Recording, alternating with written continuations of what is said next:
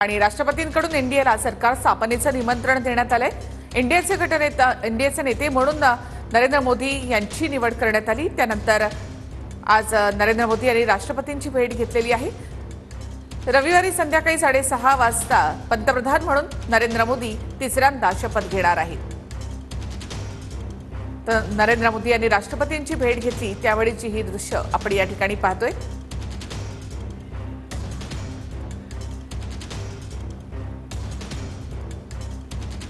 नरेंद्र मोदी यांनी राष्ट्रपती मुर्मू यांची भेट घेतली आहे। राष्ट्रपतींकडून एनडीएला सरकार स्थापनेचं निमंत्रण देण्यात आलंय।